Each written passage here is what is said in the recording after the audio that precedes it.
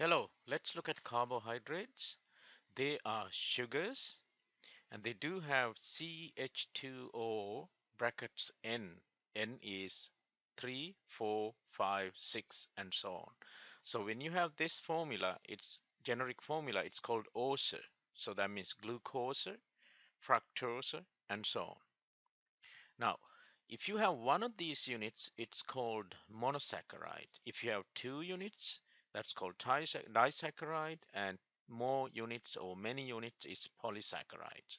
So the examples are mono is glucose, one example. Di is a sucrose, one example. Polysaccharides are starch and cellulose, the structural and energy storage sugars, right? Uh, the other classification you need to know is the functional groups. Based on that, we classify aldo sugars. When you have aldehyde function in the first carbon, it's also called the anomeric carbon. When there's a keto functionality in the C2 anomeric, that's called the fructose, one example. So that's the other category. The other category is based on number of carbons. When you have 3, 4, 5, 6 carbons, triose, tetrose, pentose, and hexose. You can go on, but this is good enough to learn in any biochemistry, any MCAT exam, and so on. So now let's draw a triose. There's 3 carbons, 1 hydroxide coming out of the page, and 1 hydrogen going into the screen, inside the screen. Now let's put the priority based on CIP. Number 1 is oxygen, and hydrogen is 4, and 2, 3 in the order. So now we take the rotation. Let's forget the number 4 priority, and then 1 to the 2, 2 to the 3. That gives you the S configuration because based on CIP, it's a counterclockwise. Now look at this on 3D structure. You look from this side and you can draw a Fischer. That means just simply a cross and the functional group on the top, and the OH coming out of the page goes into your left and hydrogen into the right, and methyl the tail down, right? So this skeleton, the structure is called the glyceraldehyde. Now look at one chiral center in the center, second carbon. OH is sitting in your left, you call the levo or L. That's the L-glyceraldehyde. Now, if I draw a mirror this molecule to the other side, you're going to draw it exact mirror. Hydrogen closer, CH on the top, methyl on the bottom. Now, OH is in your right. That's called the D-glyceraldehyde.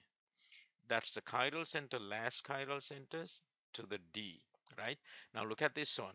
The 3D structure and the first Fischer is identical. We know they are S configuration, both of them, and the other side of the mirror should be R configuration, right? So that's just the logic. So see how to switch between the 3D to the Fischer to the mirror image. The other important thing you should know is about optical activity, the polarimeter. Polarimeter is a sodium D light and pass through a bunch of prisms, and it gives you the plane polarized light. And this plane polarized light, your sample is in there, and then it changes the rotation, and from the detector, from the eyepiece, you're going to see an angle. It's between 0 and 360. And let's say for this L-glyceraldehyde, you get plus 12, and for the D-glyceraldehyde, you should get minus 12, right? That makes sense because it's a pure compound of each, should show that like that.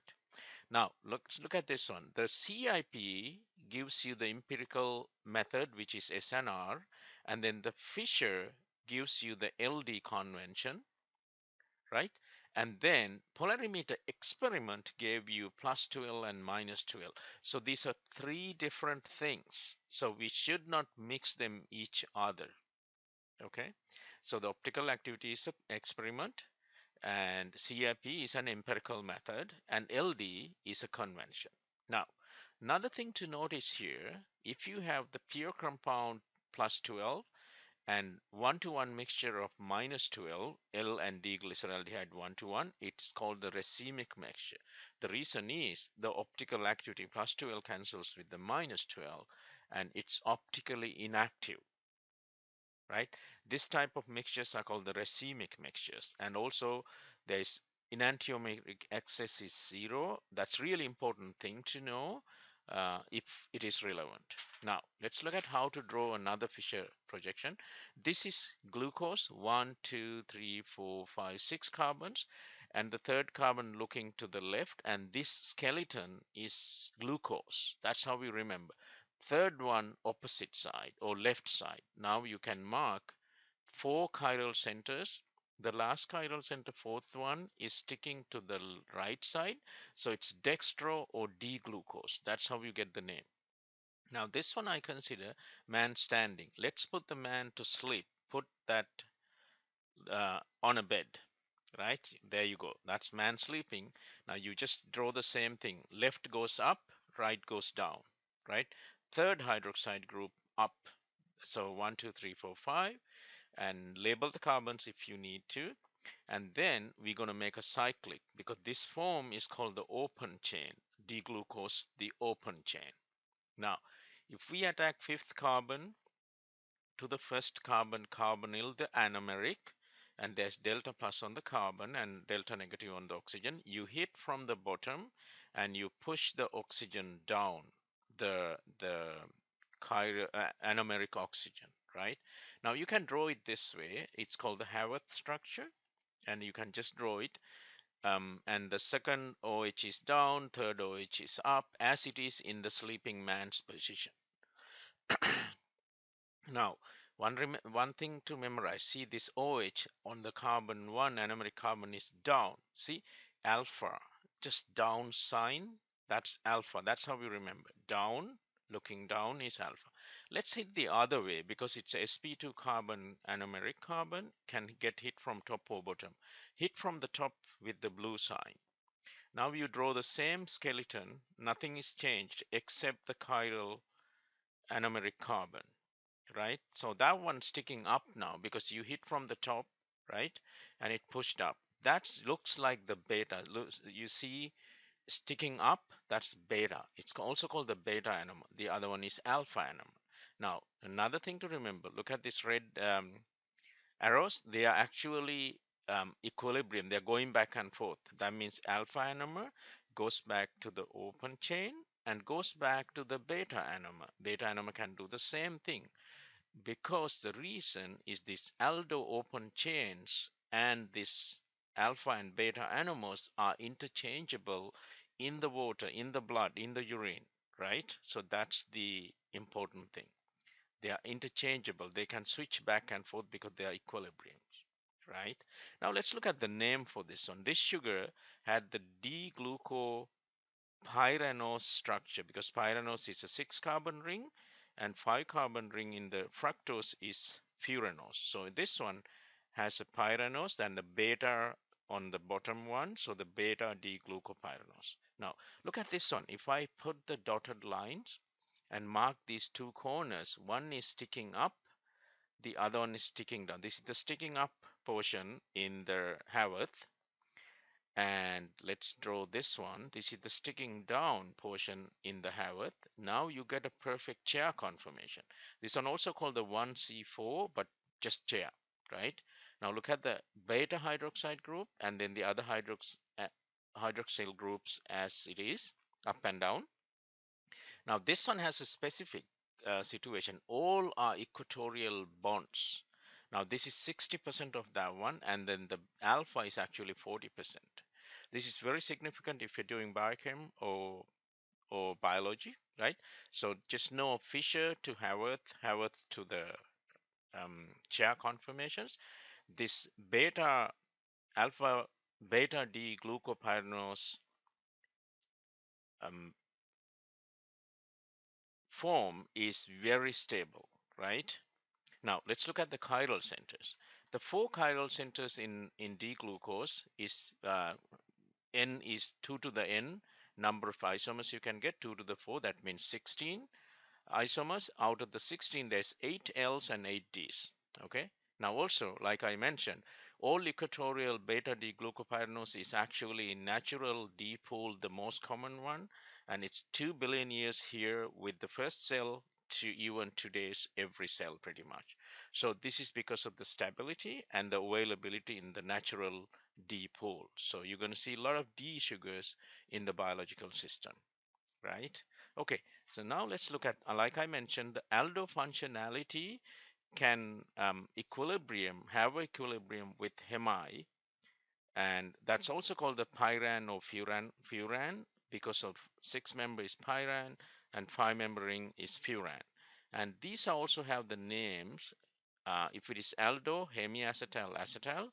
If it is keto, hemiketal and ketal. Now look at these signs. The aldo and hemi and keto and hemi are interchangeable equilibrium, but acetals and ketals are locked in that position, right? That's really important because DNA and other um, acetals and ketals are stable. They are one side arrow. They're very stable. Okay. Now let's look at this one. So I do have a glycoside. That means OCH3 just to show the acetal in this case. And the middle one, the beta and alpha possible. That's why squiggly hydroxide group. Could be either, doesn't matter. But what's the more important thing? If you have the hemide, the middle one, and that would be interchangeable. But let's label the acet acetal. It's the corner one is methyl and it has the D flag, I call it, or it's coming from the original D skeleton. So methyl for the glycoside and the D for the skeleton and the gluco for the skeleton and then pyran for the six member ring, and we call the methyl D glucopyranoside. So you want to know how to break it down if it is required in your course, right? Another thing to know, aldo and gluco, one example are hemi, right? Any of these sugars, even keto sugars, would look like this and they are hemi. They can actually oxidize. Losing electron is oxidation, oxidize into carboxylic. That means ketones and aldehydes can be oxidized to carboxylic acids, and simply losing electron is oxidation. Now, these lost electrons can go to somebody that will give you a gaining electron is reduction, and look at reduction is going to happen. Who's going to reduce? Cellular plus will reduce to cellular mirror. We call the cellular mirror, or we call the Tollens positive. So who can make the Tollens positive is aldo or gluco, right? Now, the other thing is silver is expensive, and then we have copper 2 plus, blue color, and very nicely giving you a red precipitate. That's called the Fehling's test. That can be used everywhere for urine tests and blood tests. That's the important thing. So who is responding to Tollens and Fehling's? The reducing sugars. Which ones are the reducing sugars? The aldo or keto open chain and the hemis. The hemi should have two oxygens in this carbon. Okay, so that's how you know that. Now, let's look at another thing. Yes, so this is just a caveat for the pre-meds and other biochemistry folks.